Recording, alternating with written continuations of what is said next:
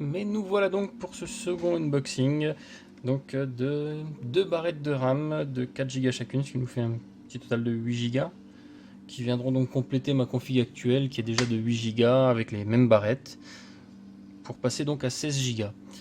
Alors donc avec ces petites barrettes, donc qu'est-ce qu'on a d'intéressant? Pas grand chose, parce que c'est vraiment du basique au niveau barrette de RAM, il n'y a jamais grand chose qui est fourni avec.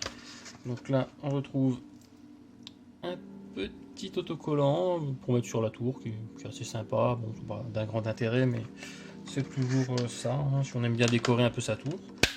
Et bien évidemment après les barrettes, donc on va les retirer de l'emballage. Donc après pour les gens qui sont pas trop axés informatique, les barrettes il n'y a rien de compliqué pour les changer, je vous ferai une petite vidéo tout à l'heure. Donc ce qui est bien important, avant d'acheter vos nouvelles barrettes, si vous avez peu de connaissances en informatique, c'est la petite étiquette comme vous voyez là. C'est de vérifier un petit peu ce que vous avez déjà d'installé sur la machine pour bien choisir les bonnes références, à savoir si c'est de la DDR2, DDR3 ou DDR4. La 2 étant plus trop d'actualité, la 3 étant encore d'actualité et la 4 étant la toute nouvelle. Donc là moi je suis encore en DDR3.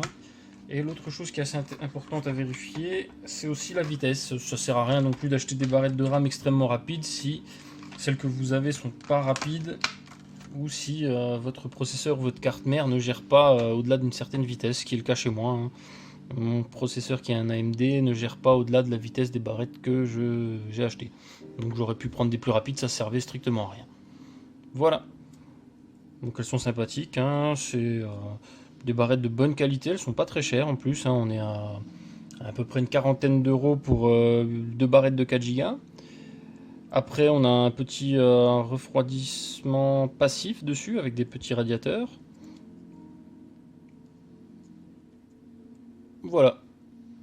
Donc je vous ferai une petite vidéo au niveau du montage pour montrer un petit peu comment que ça se présente pour les gens qui savent pas. Voilà. Mais je vous souhaite une bonne journée. Allez, à plus.